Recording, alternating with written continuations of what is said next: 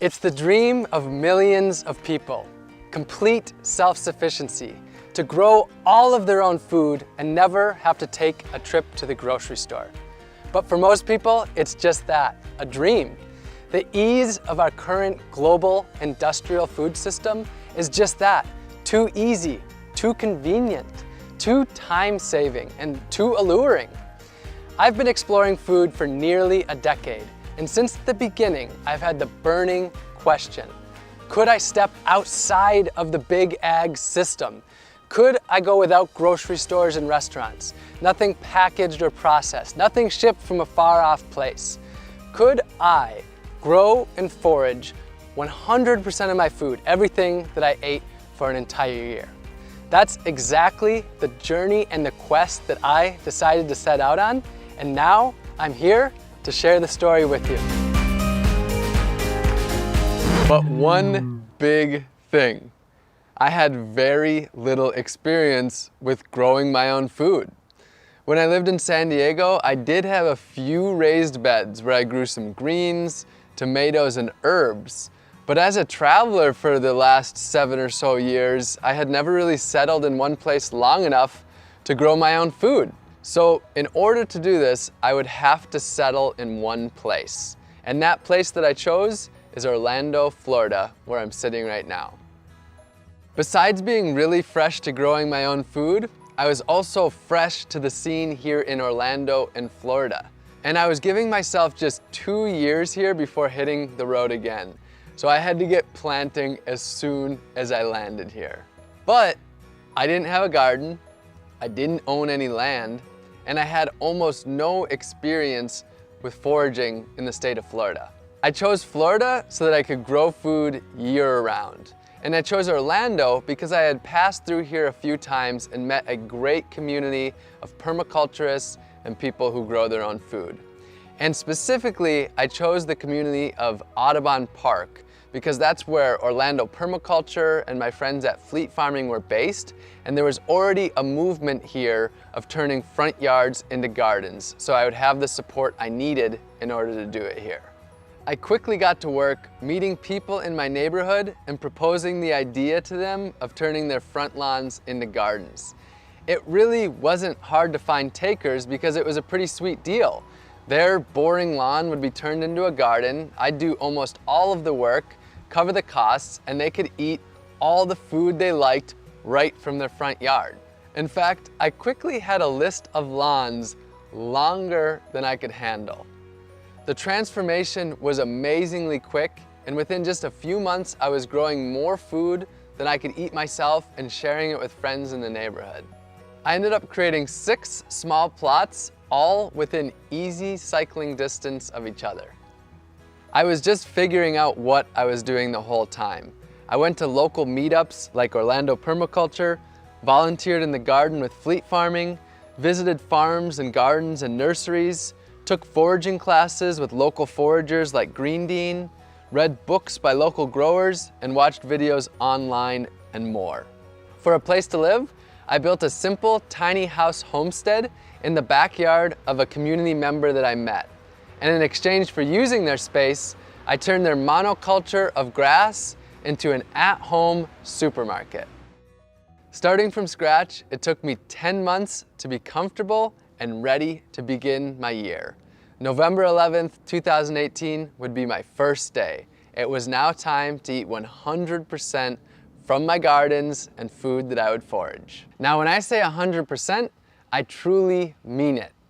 No grocery stores or restaurants, no drinks at a bar, nothing packaged or processed, nothing shipped long distances, no farmers markets, not even going over to my friend's pantry or even going to their gardens or their food forests.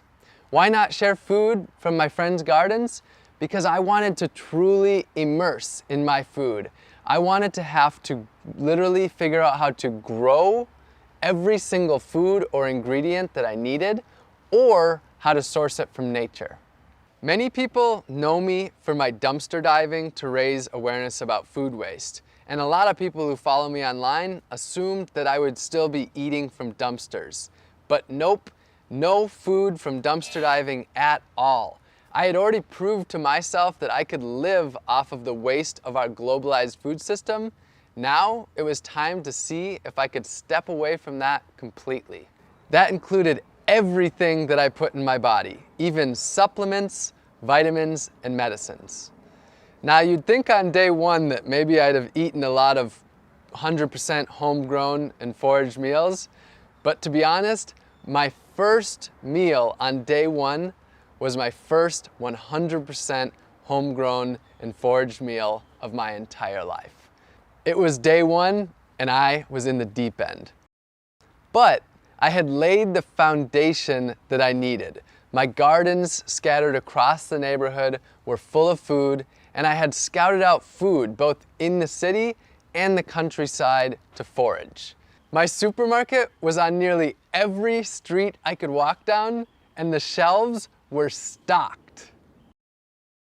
Over the last 365 days, I grew and harvested over 100 different foods from my gardens and foraged over 200 different foods from nature. That's a new species for almost every single day of the year.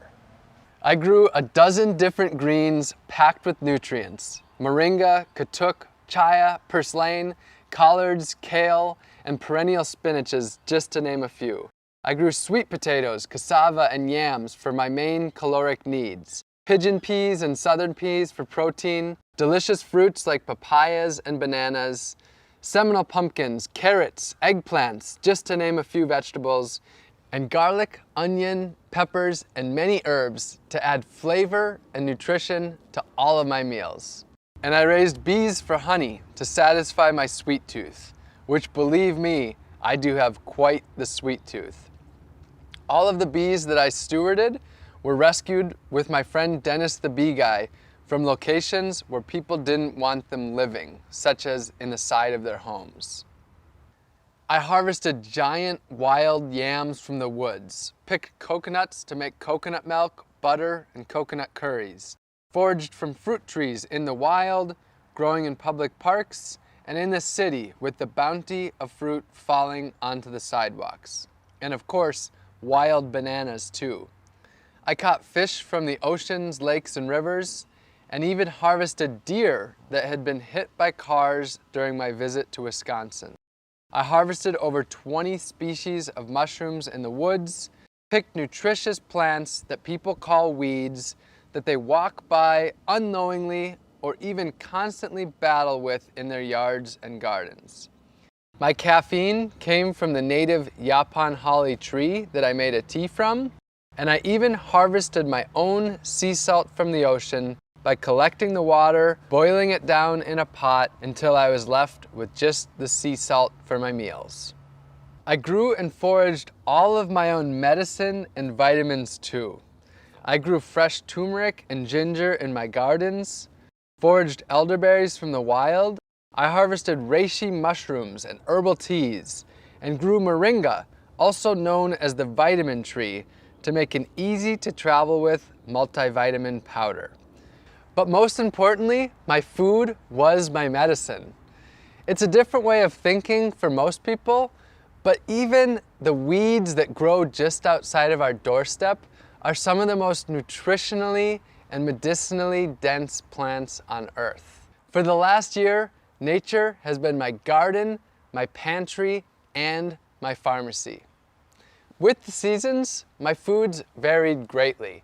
I cooked up dozens of different healthy meals, fermented foods like sauerkraut with my homegrown cabbage and herbs, and fermented delicious beverages like honey wine and ginger beer, and whipped up delicious desserts and ate the healthiest food of my entire life. This was food that I could feel truly good about eating. It was all local, all natural, and all organic. I made it through the entire year without using a single pesticide. Now sure, I had my problems with pests, like when the cucumber worms decided to attack my Seminole pumpkins. But when I was growing over 100 different foods, if the pests were attacking 4 or 5 of them, I still had 95 other foods that I could eat. Just as importantly though, I chose to grow the plants that thrive in this environment. When I started, I didn't walk down the aisles of the grocery store and ask which foods that I liked the most. Instead, I talked to local farmers and gardeners and my permaculturist friends and asked them what foods grow so ridiculously well and so ridiculously abundantly that I could hardly screw it up. And those are the plants that I chose to focus on, and that's one of the main things that got me through this year. This was without a doubt one of the most challenging things that I've ever done. A year is a really long time, and I had my highs and my lows. There were times when I felt my absolute best, and there were times when I just didn't know if I could go on. Generally, I did get enough food. My weight stayed the same about the entire time, so I did have enough calories, but there were times when I felt like I was really deficient, mostly in fat and protein. Those were the times when I found it really hard to want to keep going. And there was the social aspect. I was on my own a lot of the times, not able to join other people for their meals, and sort of isolated, not being able to go to restaurants or eat with friends and family.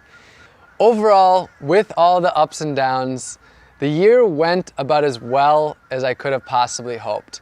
I maintained my body weight throughout the year, and I never got sick once. And I really attribute that to my food being my medicine. I think that nature is able to provide for our basic needs, and I trusted Earth. I trusted nature. Now, I want to say though, that this project, it wasn't really about my health. It wasn't about a diet. And I don't believe that this is the diet for 7 billion people. I don't actually think there is one diet for the 7 billion people. I think we live on a diverse world where we have diverse cultures and people need to do things in a very different way. So I'm not trying to represent a diet for everyone or anything like that.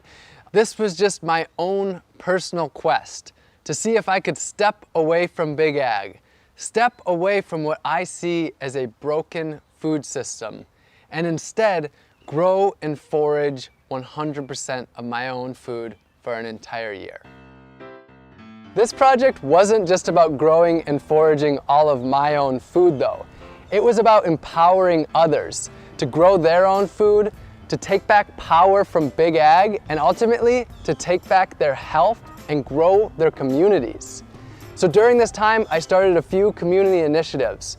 We built 15 gardens for the people, planted over 200 community fruit trees, and sent out over 5,000 free seed packs to help others grow their own organic, healthy food. And I taught dozens of free gardening classes in my gardens to the people in my community. I'll be honest though, I do have an agenda. I want you to question your food.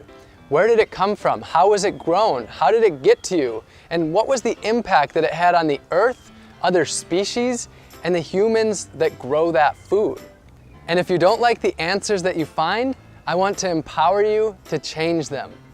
The good news though is that you don't have to grow and forage all of your food. The solutions are there in your community. You can grow a little bit of your own food, maybe an herb garden on your windowsill, or some pots of tomatoes and basil on your balcony, or a raised bed in your front yard. And if you don't have any space at all, you can join a community garden. You can source your food locally and purchase from local farmers and gardeners. The farmers market is a great place to start. You can buy whole foods and cook more, rather than packaged processed foods that leave trash behind. And you can work with your community to make healthy foods for people in need, grow a garden for your elderly neighbor, or start a grassroots organization to harvest the fruit trees in your community to distribute it to others. And this doesn't need to be a lonely journey. For most of us, food is at the center of our lives, and we can do this together in our communities. My year is over, but my journey of food has just begun.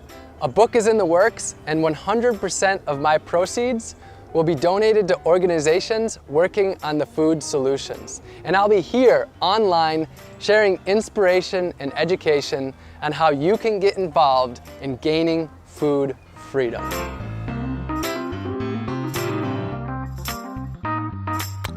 My mouth is cold now. Listen, my own medicine and vitamins too.